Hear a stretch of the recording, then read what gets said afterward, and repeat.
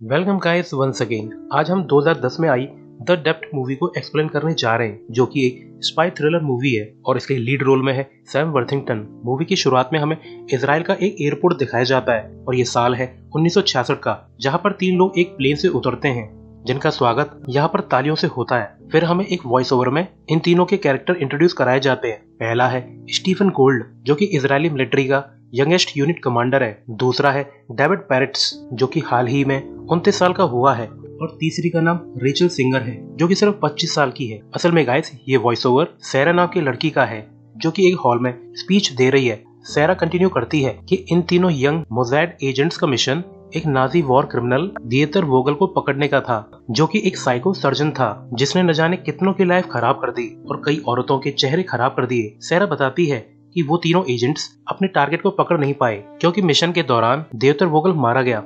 और लास्टली सैरा बताती है कि स्टीफन गोल्ड और रेचल सिंगर मेरे पेरेंट्स हैं। सो गाइस, जो लड़की शुरुआत में दिखाई गई थी वो सैरा की मदर है और वो इस टाइम अपनी बेटी की स्पीच को सुन भी रही है। असल में सैरा ने इन तीनों एजेंट्स के ऊपर एक बुक लिखी है और उस मिशन को पूरे 30 साल बीत चुके हैं। इसके बाद एक यंग एजेंट बूढ़े हो चुके डेविड को अपने साथ कहीं ले जा रहा है। तभी डेविड देखता है दूसरी कार में ओल्डर स्टीफन गोल्ड मौजूद है। तो डेविड को न जाने क्या सोचती है, वो एक ट्रक के सामने कूद जाता है और वो मारा जाता है। इसके बाद हमें एक पार्टी का सीन दिखाया जाता है, जो कि सैरा की कामयाबी के लिए ऑर्गेनाइज की गई है। और इस मौके पर रेचल सिंगर से बुक को पढ़ने के लिए कहा जाता है और रेचल के बुक पढ़ना स्टार्ट करते ही उसे 30 साल पुराना इंसिडेंट याद आने लगता है, जहाँ पर यंग रेचल सिंगर ने नाजी वॉर क्रिमिनल वोगल को बंदी बना रखा है। मगर जब वो किचन से लौट रही होती है तब उसे वोगल अपनी जगह पर नहीं मिलता, क्योंकि वोगल ने खुद को आजाद करा लिया था। वोगल एक प्लेट के टुकड़े से रेचल का फेस कट कर देता है और उसे गिरा के भाग जाता है। इसके बाद रेचल अपनी पिस्टल निकालकर वोगल को मार देती है, जो कि रोड पे भाग रहा था।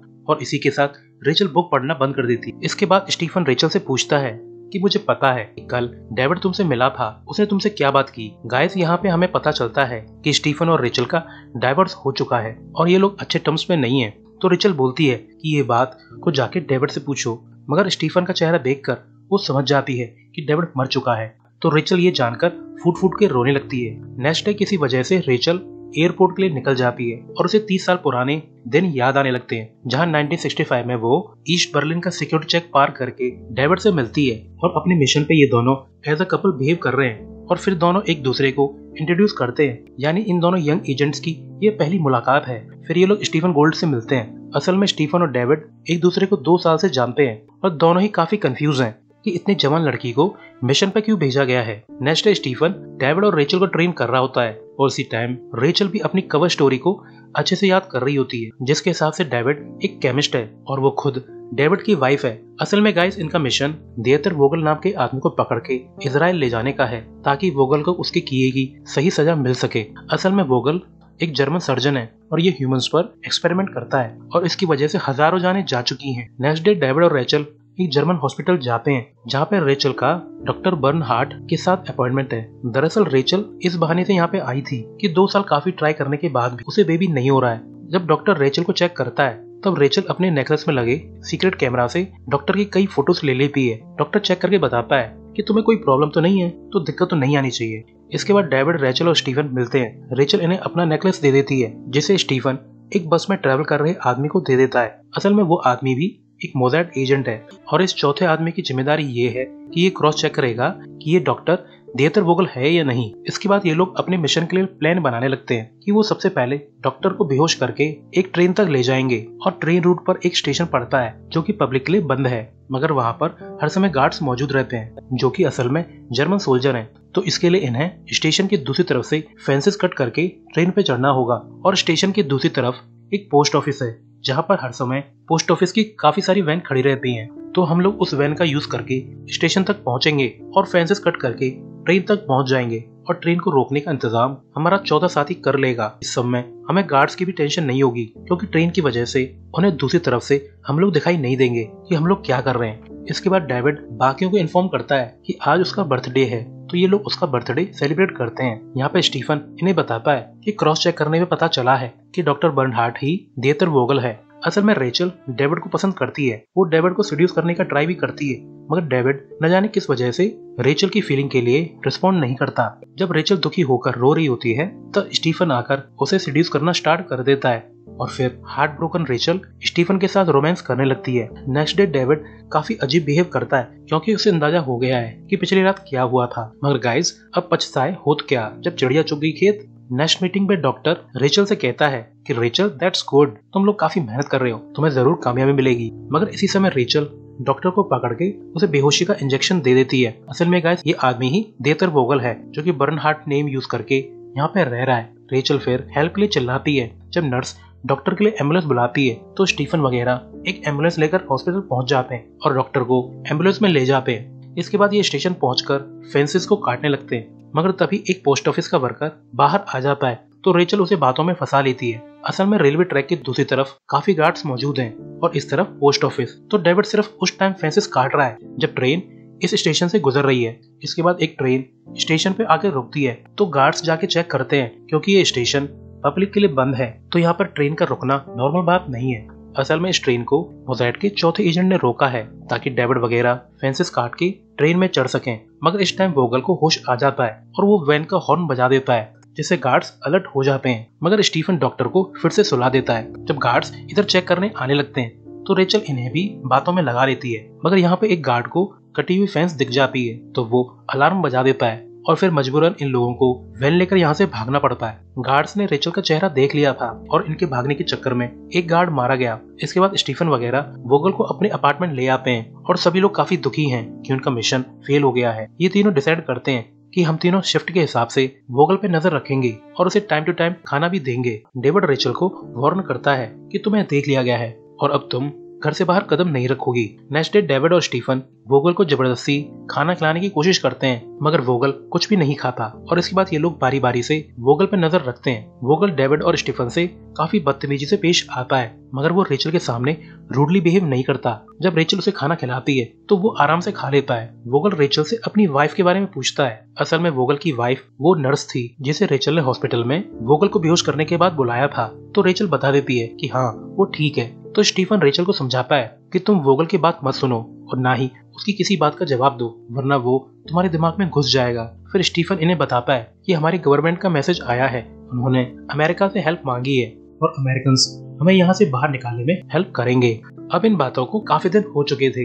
रेचल की तबीयत खराब होने लगती है। इसके बाद स्टीफन इन्हें बताता है कि अभी अभी मुझे पता चला है कि अमेरिकन हमारी हेल्प करने से पीछे हट रहे हैं और अब वो हमारी हेल्प नहीं करेंगे। हमारी सरकार भी हमसे छुटकारा पाना चाहती है क्योंकि हमारी गलती के कारण ही हमारा मिशन फेल हो गया था। इतनी मुसीबत क्या कम थी जो अब जर्मन्स हर घर की तलाशी ले रहे हैं। मगर तभी इन्हें डोर नॉक करने की आवाज सुनाई देती है और ये लोग घबरा जाते हैं। स्टीफन वोगल को जल्दी से मारने के लिए रेडी हो जाता है मगर रेचल डोर चेक करके बताती है कि टेंशन मत लो, पड़ोस वाली लेडी हमें न्यू ईयर की पार्टी पर इनवाइट करने आई है। अब इन्हें लगभग 1 महीना हो चुका है और अब ये लोग मेंटली अनस्टेबल होने लगे हैं। जब डेविड वोगल को खाना खिला रहा होता है तब वोगल बताता है कि तुम्हें पता है रेचल प्रेग्नेंट है। मगर जब डेविड ये सुनकर सरप्राइज होता है तो वोगल समझ जाता है कि रेचल का बच्चा डेविड का नहीं बल्कि स्टीफन का है और वो टॉन्ट करता है कि जिस तरह तुम और रेचल एक दूसरे को देखते हो इसे साफ जाहिर होता है कि तुम एक दूसरे से बहुत प्यार करते हो। और ऐसा क्यों है कि रेचल बच्चा स्टीफन का लिए घूम रही है। और ऐसा सुनकर डेविड गुस्से में वोगल को पीटने लगता है तो स्टीफन बड़ी मुश्किल से डेविड को वोगल से अलग करता है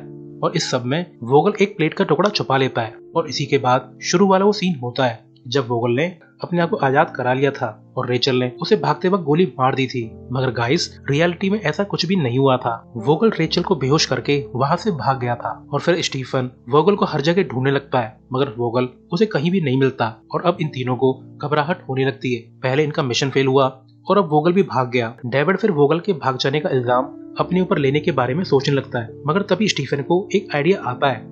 वो कहता है कि ये समझ लो कि वोगल भागा ही नहीं है। वोगल के भागने के बारे में सिर्फ हम तीनों को और खुद वोगल को पता है। अगर वोगल खुद से ये सच्चाई किसी को न बताए तो कभी भी किसी को सच पता नहीं चलेगा कि वोगल भाग गया था और हम फिर अपने देश पहुंच जाएंगे और यही कहेंगे कि रेचल ने वोगल से हाथापाई की थी जब वोगल ने भागने की कोशिश की थी मगर रेचल ने फिर अपनी पिस्टल से वोगल को मार दिया था और कभी भी किसी को पता नहीं चलेगा कि वोगल मर चुका है या नहीं। रेचल इस बात पे काफी हेसिटेट करती है कि हम लोग झूठ नहीं बोल सकते मगर स्टीफन कहता है कि बेवकूफों हमें झूठ बोलना ही पड़ेगा। ये हमारा ही नहीं हमारे देश का सवाल है वरना इससे हमारे देश की बहुत बेइज्जती होगी कि हमारा एक कैदी भाग गया और हमारी एजेंसी मोज़ार्ट का नाम मिट्टी में मिल जाएगा।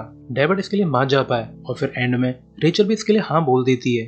तो गाइस, आपको अब तक क्लियर हो गया होगा कि वोगल असल में मरा ही नहीं था। ये लोग तो एक झूठ के सहारे जी रहे हैं और दुनिया के सामने इन्होंने यही शो किया कि इनके मिशन में वोगल मारा गया था और इसी के कारण इन्होंने अपने देश में खूब नाम कमाया था। इसके बाद हमें प्रेजेंट का सीन दिखाया जाता है जहाँ रेचल और स्टीफन के बीच में झगड़ा हो रहा है कि डेविड ने सुसाइड क्यों की। तो स्टीफन रेचल को एक पेपर देता है जिसे देखकर रेचल और भड़क उठती है क्योंकि पेपर के हिसाब से वोगल अभी भी जिंदा है और वो यूक्रेन के एक पागल खाने में मौजूद है। स्टीफन बताता है कि यूक्रेन का एक जर्नलिस्ट ये बात जानता है कि वोगल किस हॉस्पिटल में है। स्टीफन रेचल से कहता है कि तुम्हें यूक्रेन जाना होगा और वोगल को ठिकाने लगाना होगा क्योंकि हमें 30 साल पुराने राज को राज ही रखना है। रेचल स्टीफन को एक थप्पड़ मार के यहाँ से निकल जाती है। नेक्स्ट डे रेचल स्टीफन से फिर से मिलती है और कहती है कि मैं अपने लिए नहीं बल्कि अपनी बेटी सैरा और उसकी हैप्पी फैमिली के लिए तुम्हारा ये काम करूंगी। असल में गाइस, रेचल और उसकी बेटी सैरा ने रेचल के मिशन की वजह से बहुत शान और शौकत कमाई है और अब रेचल इस झूठी सच्चाई को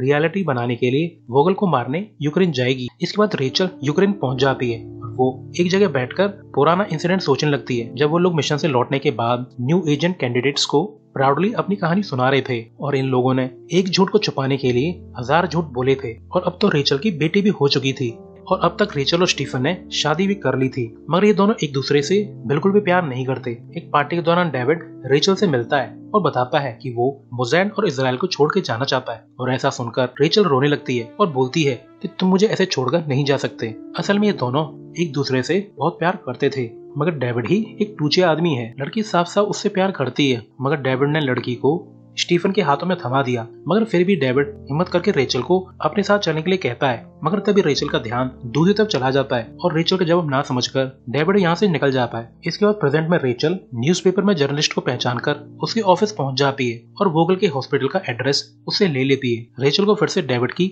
मौत से पहले वाला दिन याद आता है जब डेविड उससे 25 साल बाद मिलने आया था और रेचल ने पूछा था कि कहाँ थे तुम अब तक। तो डेविड ने बताया कि मैं पूरी दुनिया में वोगल को ढूंढ रहा था और 25 साल हो गए मगर मुझे वोगल कहीं भी नहीं मिला।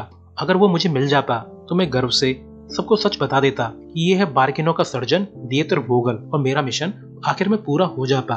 मगर रेचल ने डेविड को ऐसा करने से रोक दिया था क्योंकि ऐसा करने से उनके साथ साथ रेचल की बेटी सैरा की लाइफ भी पूरी तरह बर्बाद हो जाती और इस वजह से डेविड पूरी तरह टूट गया था। इसके बाद प्रेजेंट में रेचल अपनी कार से हॉस्पिटल पहुंच जाती है और वो पेशेंट से मिलने की डिमांड करती है। उसने वोगल होने का दावा किया था और इसी टाइम न्यूज़पेपर वाला वो जर्नलिस्ट भी यहाँ पे आ जाता है। असल में ये जर्नलिस्ट वोगल का इंटरव्यू लेकर उसे न्यूज़पेपर में छापना चाहता था। रेचल पॉइजन का एक इंजेक्शन रेडी कर लेती है और उस पेशेंट के रूम में पहुंच जाती है जिसे वोगल समझा जा रहा है, मगर उसे देखकर रेचल समझ जाती है कि ये वोगल नहीं है, ये तो कोई और पागल है जो फालतू बकवास कर रहा है और ऐसा लगता है कि ये बुढ़ाऊ सुनी सुनाई बातें दोहरा रहा है। जब रेचल लौट के जा रही होती है तो उसे एक दूसरा बुढ़ाऊ दिखाई देता है और रेचल उसका पीछा करने लगती है और गाइस, ये बुढ़ाऊ और कोई नहीं असली वोगल ही था। वो रेचल में एक कैंची घोंप देता है और ऐसा लगता है कि रेचल मरने वाली है। वोगल फिर उठकर यहाँ से बाहर जाने लगता है, मगर वो भी गिरकर मर जाता है क्योंकि रेचल ने वोगल की पीठ में पॉइजन वाला वो इंजेक्शन घुसा दिया था। और इसी वक्त यूरी नाम के रिपोर्टर को उस पागल आदमी के रूम से रेचल का लेटर मिल जाता है जो असल में यूरी के लिए ही था और इसमें लिखा था कि यूरी, मेरा नाम रेचल सिंगर है और मैं 1965 के दिएतर वोगल को पकड़ने के मिशन में शामिल थी और हमने हमेशा यही दावा किया कि वोगल भागते हुए मारा गया था, मगर वो एक झूठ था, ऐसा झूठ जिसके साथ मैंने पूरे 30 साल गुजारे, मगर सच्चाई बताने की हिम्मत मुझ में आज ही आई है। और लास्ट सीन में रेचल इंजर्ड हालत में हॉस्पिटल से जाने लगती है और इसका पता नहीं वो जिंदा है या मर गई, मगर ये जरूर पता चलता है कि एंड में रेचल का मिशन फाइनली पूरा हो गया। तो गाइस, आपको ये स्पाई और लव ट्रायंगल मूवी कैसे लगी कमेंट सेक्शन में जरूर बताइएगा। तो अभी के लिए goodbye, thanks for watching.